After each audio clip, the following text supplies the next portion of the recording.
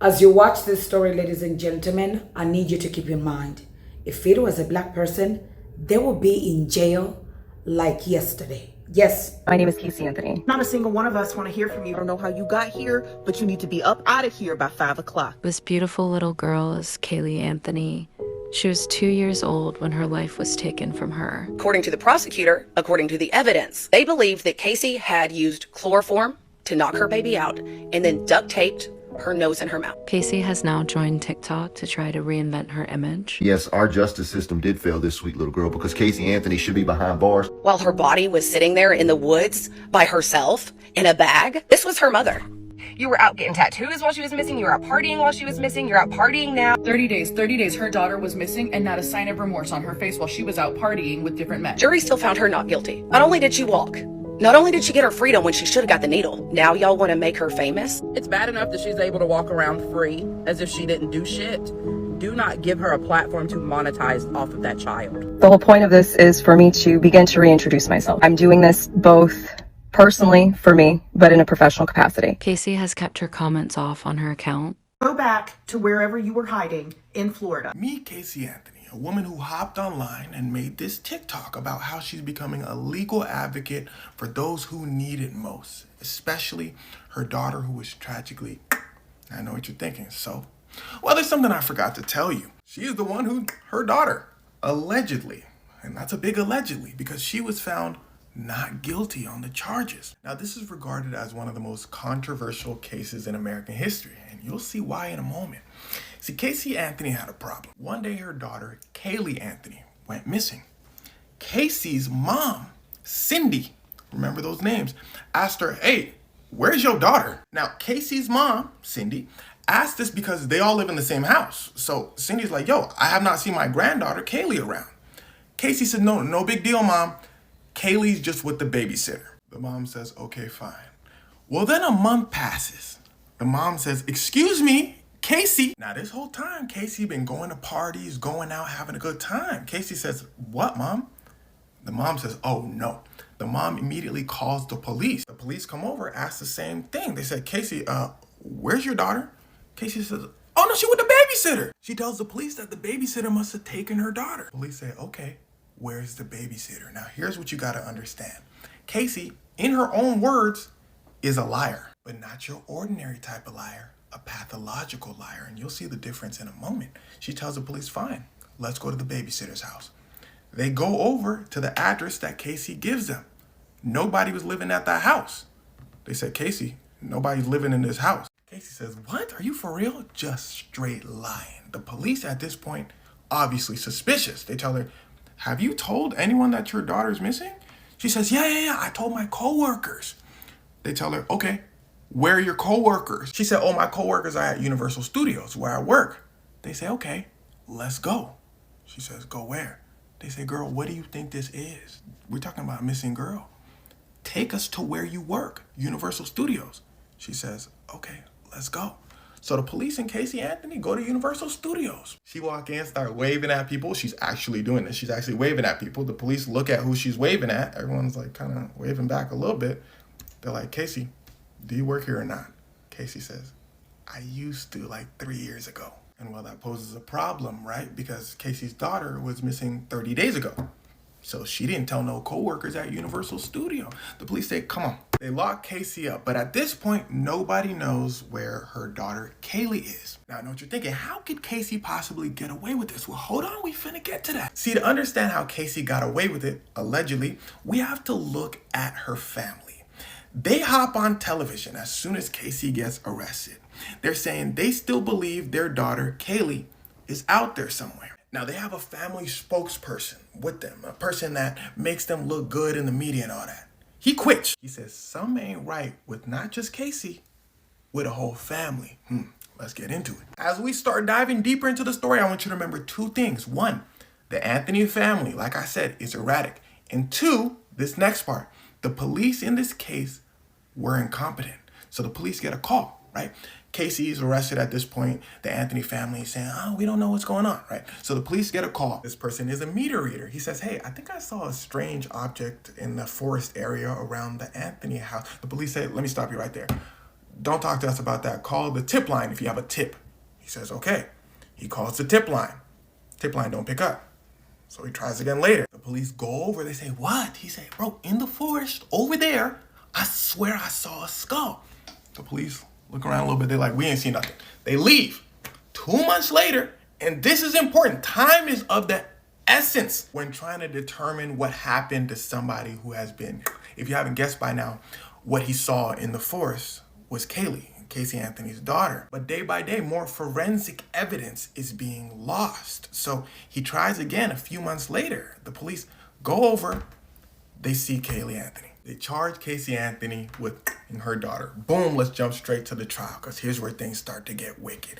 Casey Anthony had one hell of a lawyer. See, her lawyer's plan was to cause doubt as to if Casey did it or not. He does not have to prove that Casey is innocent. He just has to make you doubt that she did it. So the lawyer says, look, I already know who did it. It was Casey's dad, George. The story that Casey's lawyer brings up is that Casey's dad found Kaylee in the pool.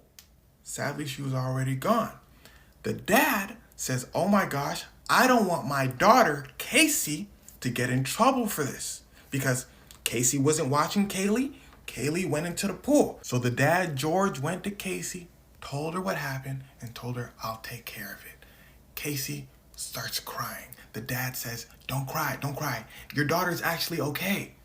So Casey believed her daughter was okay. That's why she was perfectly fine and going to parties and all that. Now that sounds insane, right? Well, of course it does. So Casey's lawyer has to get a little bit deeper. He says, oh, by the way, there's something I forgot to tell y'all. Casey's dad, George, did terrible things to Casey when she was young. That's why Casey's able to lie so easily, go to parties, cover her feelings. The prosecutor said, boy, y'all sound stupid. Ain't nobody gonna believe that story. They bring up George, Casey's dad. They said, is Casey's story true? Are you the one who found Kaylee? The dad looks genuinely shocked. He says, no. And here's the most important part of the story. As a jury member, all you hear is facts. Kind of like this video. All you're hearing is facts. But seeing people's actual emotions makes things very different. Listen closely. Y'all remember when I told you Casey was out there partying? Meanwhile, the whole time they couldn't find her daughter? I can't tell you how Casey is feeling in this picture, but she looked like she's having a good time. In all the pictures she's partying in, they record a conversation that Casey's parents are having with Casey. They seem heartbroken, saying, where is Kaylee? We need to find her. Casey chilling on the phone. She's like, huh? Oh yeah, hopefully they find her. But maybe that's how Casey processes things. Before this trial, there's something I didn't tell you. George, the dad, tried it himself. On a note, it said, basically, I can't take the loss of losing both my granddaughter and my daughter. The police caught him just in time and they saved his life. But I can't tell you if he tried it himself because he was sad or if he tried it himself because he was feeling guilty about the situation. So all a jury is allowed to hear is straight facts. Casey's daughter was missing. Casey lied about it. Defendants say, oh, her dad made her lie. Okay, Casey went partying while her daughter was missing. Defense, hey, that's how she processed emotions because her dad did terrible things to her. Okay, but the prosecutors had another ace up their sleeve. Well, it turns out they found traces of chloroform, something that can be used to people, and evidence that someone was in Casey's car. They said, okay, explain that. Casey's lawyer says gladly. Because remember what we talked about earlier in this video, how long it took police to find Kaylee because they screwed up. So Casey's lawyer says, well, y'all found chloroform in Casey's car, but did you find chloroform on Kaylee? Can you guys prove that that's how she was sadly? No, they couldn't because it took them so long to find her. The prosecution says, hold on, we're not done. We found a Google search that said chloroform on Casey's laptop. And in a bizarre twist, Casey's mom, Cindy, goes up and says, oh, I'm the one who searched up chloroform. I was trying to search up chlorophyll, it's plant stuff, and I searched up chloroform.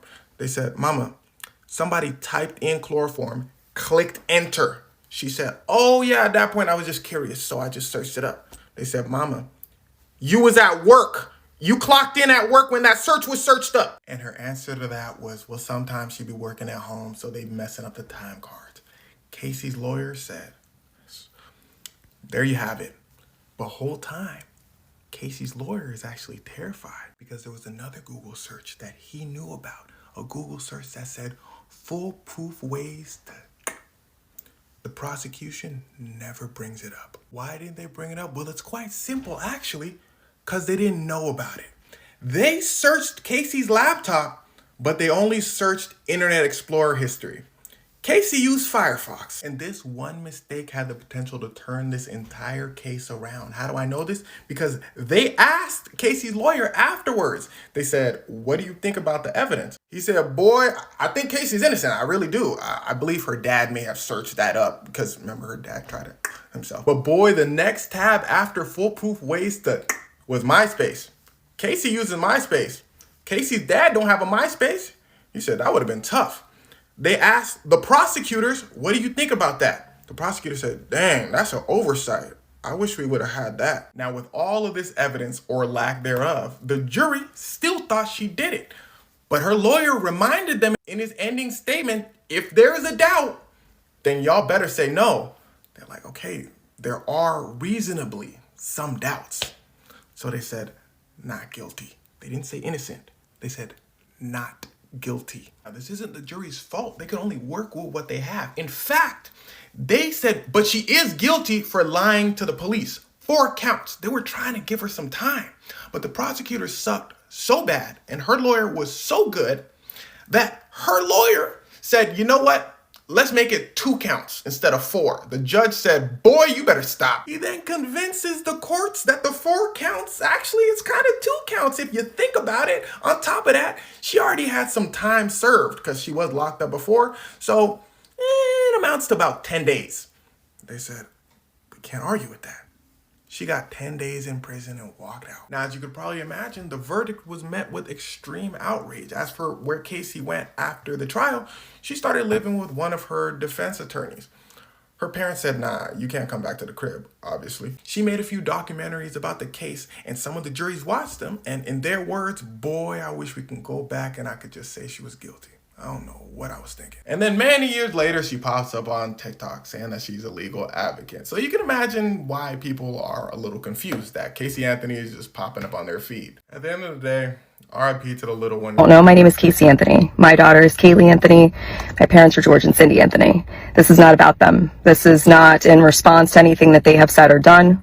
That's not to say that I'm not going to respond at some point to some of the things that they have said and done. The whole point of this is for me to begin to reintroduce myself. I'm doing this both personally for me, but in a professional capacity. Moving forward, the majority of what you will see will be me speaking in a professional capacity. My goal is to continue to help give a voice to people, to give people tools and resources that they can utilize so they actually know where they can turn to. So with that, please join me on Substack. If you have questions, I will set up an email address where we can correspond directly. Up until this point, that has never happened, and it's only going to be on a limited basis.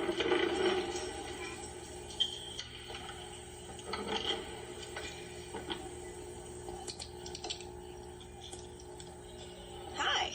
Hey, good morning, beautiful. How are you? Good, how are you? I'm doing better now. I get a chance to see you. So, I love you. I miss you. I know, I miss you too. I sweat to death. Okay. Today is Saturday, March 1st, 2025. This is my first of probably many recordings on a series that I'm starting. I am a legal advocate. I am a researcher. I've been in the legal field since 2011. And in this capacity, I feel that it's necessary, if I'm going to continue to operate appropriately as a legal advocate, that I start to advocate for myself and also advocate for my daughter. For those of you who don't know, my name is Casey Anthony. My daughter is Kaylee Anthony. My parents are George and Cindy Anthony. This is not about them. This is not in response to anything that they have said or done. That's not to say that I'm not going to respond at some point to some of the things that they have said and done. The whole point of this is for me to begin to reintroduce myself. I'm doing this both personally for me, but in a professional capacity. Moving forward, the majority of what you will see will be me speaking in a professional capacity. My goal is to continue to help give a voice to people, to give people tools and resources that they can utilize so they actually know where they can turn to. So with that, please join me on Substack. If you have questions, I will set up an email address where we can correspond directly. Up until this point, that has never happened. And it's only going to be on a limited basis regarding legal issues, legal matters.